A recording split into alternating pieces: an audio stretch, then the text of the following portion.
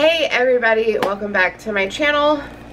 I know it's been over a week since I have been able to upload or sit down and find time to do anything.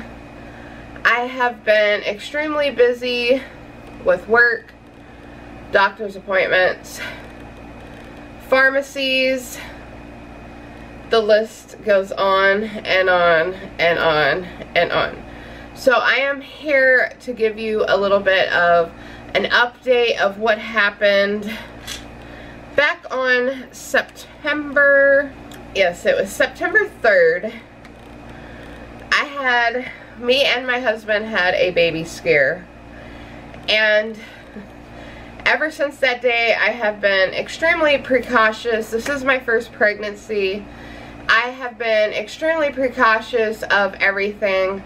I've cut back on my caffeine. I've cut back on coffee. I totally don't drink coffee no more until after the birth, or just depending on how my body feels, like if I want to do it. Like, I've cut a lot of caffeine out of my life because caffeine is something that can cause a miscarriage, and I've been having a lot of health problems since the beginning of September. So on September 3rd, well, let's rewind back to September 2nd. So September 2nd, I woke up that morning and I thought everything was fine. I didn't really notice anything.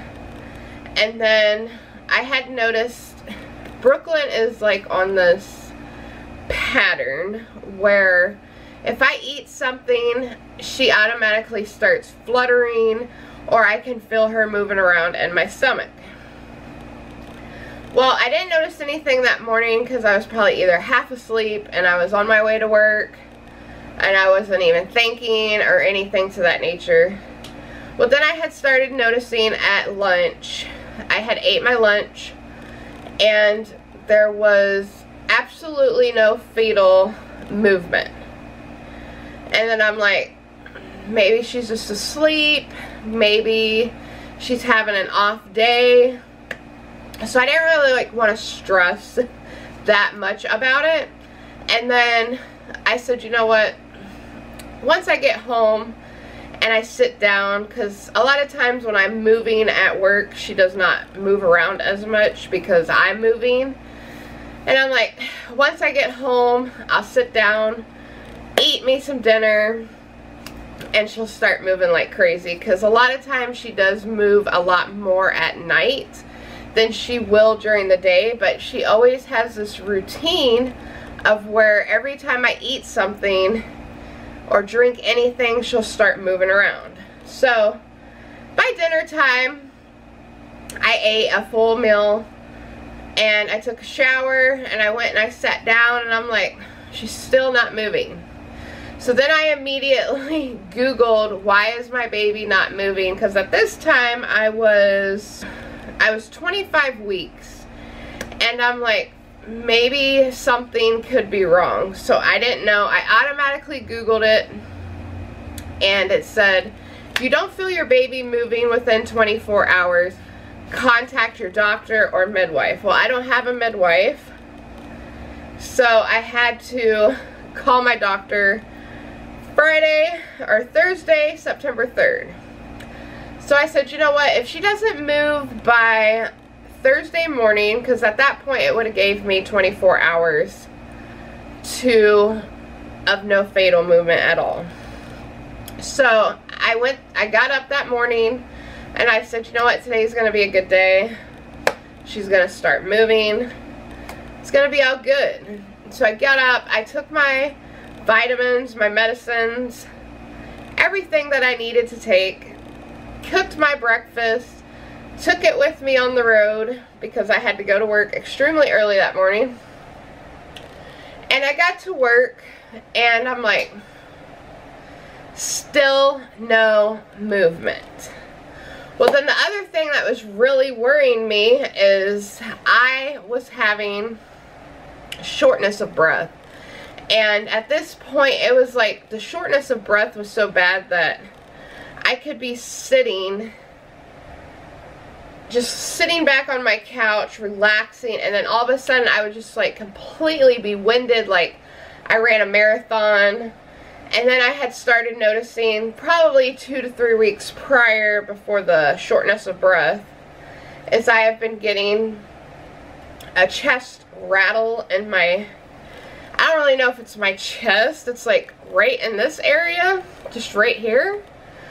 And it's still going on. Doctors have no idea what it is. That's why I don't like going to doctors, because I feel like they don't, it's like, I don't know, it's just, I always feel like doctors just, they're not good, like, you know what I'm saying? Like, I feel like they give you medication that you don't need. Like, everybody felt fine before they had this disease, that problem. Then once you're caked up on pills, then it's like, you have no energy, you don't want to do anything. So it's like, that's why I don't like going to doctors. And I always feel like they don't know their ass from a hole in the ground. I'm just going to be point blank. So I had this weird rattling going on and right here. The shortness of breath. And then she wasn't moving for 24 hours. So then I immediately called my doctor. I was at work. I immediately called my doctor as soon as they opened. And I said, I haven't felt my baby move in 24 hours. I'm having extreme shortness of breath. And I'm having some type of weird chest rattling. So the first thing they told me is check yourself in to labor and delivery immediately. I said, so you want me to leave my job right now? Yes, leave immediately. So then I started having a panic attack at work. So I grabbed my stuff. I told my boss that my doctor demanded for me to go to labor and delivery. And because I haven't been feeling my baby move in over 24 hours. So he went ahead and he let me leave. So then I rushed home and then I grabbed my husband from work and we went straight to the hospital. So then we get to the hospital. They automatically check me in immediately. They lay me down on the bed and they automatically start hooking these machines up to me to see like if they can find a heartbeat of Brooklyn. And they then this is what was, it wasn't aggravating, but it was also like a relief at the same time. Soon as I got to the hospital, I could start feeling fluttering movements again all of a sudden. And then they're trying to find her heartbeat and they go, are you sure you can't feel her moving? I'm like, I could not feel her moving for 24 hours. And they're like, she's moving like crazy right now and you don't feel it? And I'm like, no, because they could not find her heartbeat, because as soon as they'd find her heartbeat, she would move and then we'd have to move the machine. They're like these, I think they do it for like nesting or something. I'm not sure, you can correct me, but they're like these little circles and they attach to your stomach and they're monitoring your baby. So I had to lay up in the hospital for over an hour and a half of them just monitoring her, making sure that her heartbeat was normal, it wasn't erratic, or it wasn't going in and out. And then they were watching for other things, of course. And then the fun part comes to me. So the doctor comes in and they go, your baby looks perfectly healthy, she's perfectly fine, her heartbeat's perfectly fine, there's nothing that seems abnormal from these testing that they were doing. They go, now our main concern is you.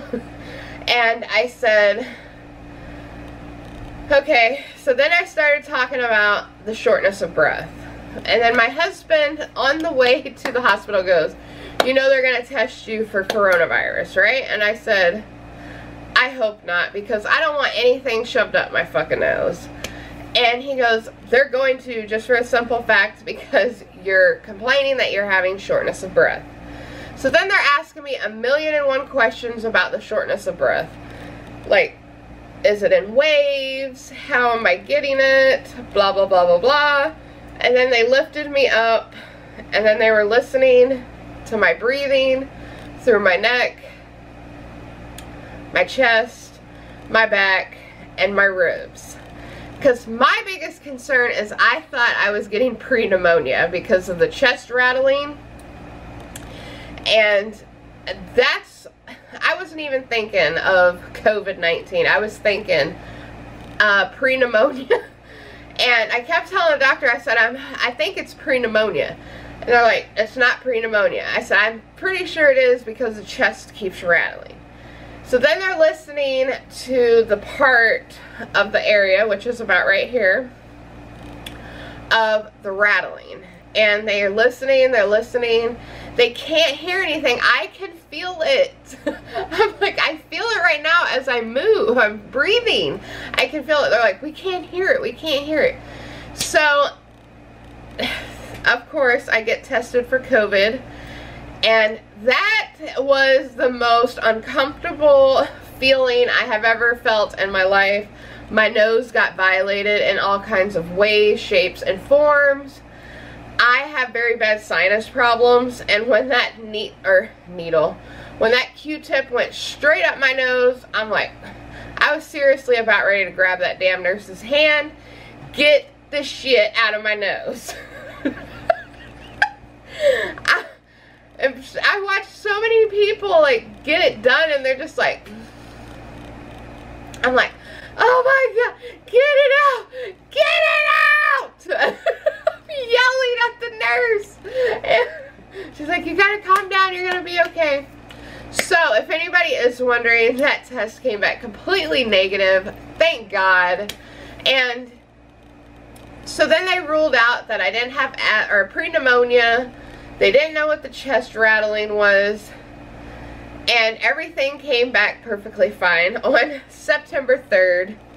So that was my baby scare. And then I had an appointment on Monday. No, I think because that was Labor Day. Yeah, so I had an appointment on the 8th of September to do a follow-up with my regular doctor. So she found out that I had to be admitted into labor and delivery really quick. And she wanted to make sure everything was fine. And I said yes. I'm still getting the rattling in my chest. I said, but they don't seem to know what's wrong with that. So she listened. She said she couldn't hear anything. And I'm like, I can feel it. So the only thing that me and my husband can think is I have been getting a lot of mucus here recently. Maybe it's mucus that's just sitting in my airway or something, and it's just moving as I breathe. We don't know, because they claim that they don't know what's wrong with that whole situation. So yeah, that was my baby scare. Thank God it was nothing extremely like terrifying, because as soon as they told me to check into labor and delivery, I automatically thought that I was going to give birth to a stillborn, and I was like freaking the fuck out. I'm like, oh my god, no. I could not do that. So yeah, that was my baby scare. I do want to update you guys. She is doing perfectly fine. So this was my 27-week ultrasound, and she was actually showing off with her hands, and they caught a glimpse of her, and it was so cute. She like moved her head really quick, and it was like super cute and adorable. But yeah, there she is. She's laying. She is 2 pounds 6 ounces already. I'm officially 27 weeks.